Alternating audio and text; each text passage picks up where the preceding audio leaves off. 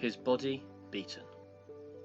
At the side of the courtyard, a covered walkway led to a smaller circular arena with pillars all around it. In the centre of the ring, anchored vertically into the ground, was a blood-stained wooden post, about 2.5 meters high. Screwed into the wooden pillar, a few inches from the top, was a single, heavy iron ring, and another one about a meter away from the bottom.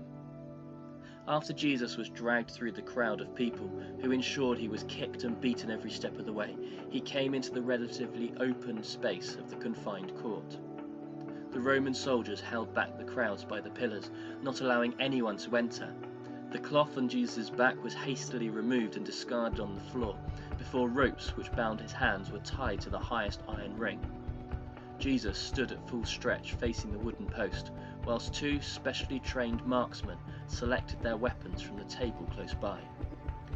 Neatly laid out on the tabletop was a selection of ghastly implements, leather whips with pieces of iron, bone and stone attached to the thongs, hooks at the end of straps, a collection of rods and canes of various lengths and girths, as well as one more nondescript and brutal items designed or improvised for the sole intention of causing pain. Bruises on Jesus' back in the shapes of both fists and feet were already visible before the official scourging began. He waited, literally on tender hooks, for the impending pain. Slash! There it was. A wooden rod whipped across the bare flesh of his back, leaving a stinging welt and causing his back to arch, tightening and stretching the skin further.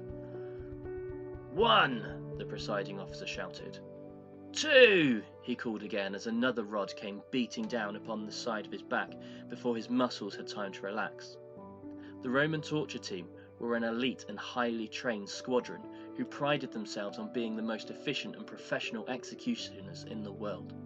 They spent hours practicing hitting the exact same spot so as to cause maximum pain, concentrated pain, and the most excruciating pain in the most excruciating places. These two men were experts. Every stroke seemed to land exactly on the spot of a previous lash, the wooden rods now rhythmically causing searing pain, acting like a meat hammer to tenderize the flesh. After a dozen direct hits on the back, the well-rehearsed and drilled routine switched focus to the back of the thighs, every muscle in his body reacting to jumps and flinches, and every stroke of the cane causing more pain in previous whipping points. 18, 19, 20, the guard called out.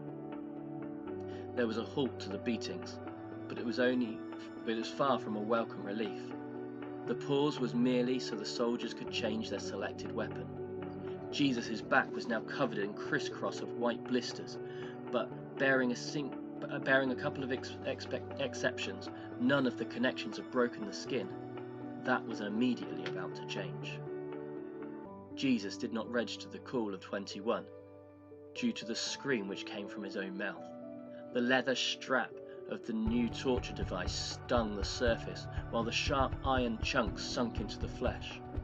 The guard left it there for a couple of seconds, before pulling the whip back in a different direction, meaning the barbs ripped through the skin in a second angle.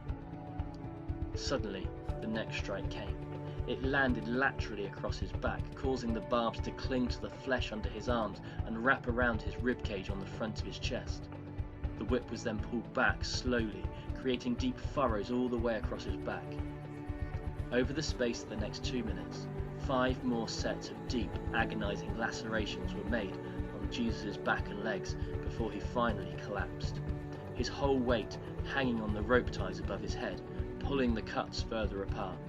He tried to stand up, but because of the awkward shape of his body and the many of his muscles that were now torn to shreds, he was unable to stand any longer in the pool of blood which was now gathering at his feet. The guard, who was counting, instructed the other two to turn him over, so he was now facing outwards. "You have 6 more lashes each," the instructor informed them. "Make them count." Jesus could now see the faces of the guards. Their devilish grins and bloodthirsty eyes bore into him as he hung there. The smooth, untouched skin of Jesus' torso was no more by the time that the final 12 lashes were unleashed. The 2 Roman guards, trained and famed for fitness and endurance, had spent all their energy and were stood with their hands on their knees, panting for breath. Their job was done, but their colleagues' was just beginning. To add insult to great injury, one of the guards had made a wreath by twisting together some brambles from a nearby bush.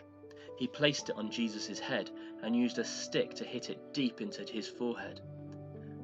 After untying his wrists, he was dragged to his feet, and a purple cloth was draped over his back. His blood immediately started soaking through the material, making it cling to him. "Here's your scepter, your majesty," the Romans laughed as they handed Jesus the stick which they had just used to crown him with. "Come on, get moving," they ordered.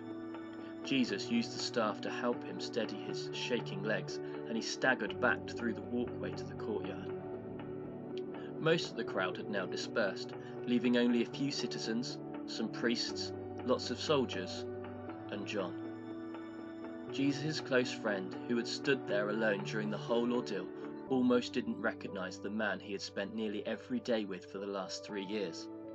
As Jesus moved closer, John could see the brutality and the vile extent of the punishment he had already received. As he watched, through tear-filled eyes, his best friend's crutch was kicked from him, causing him to collapse on a heap once again.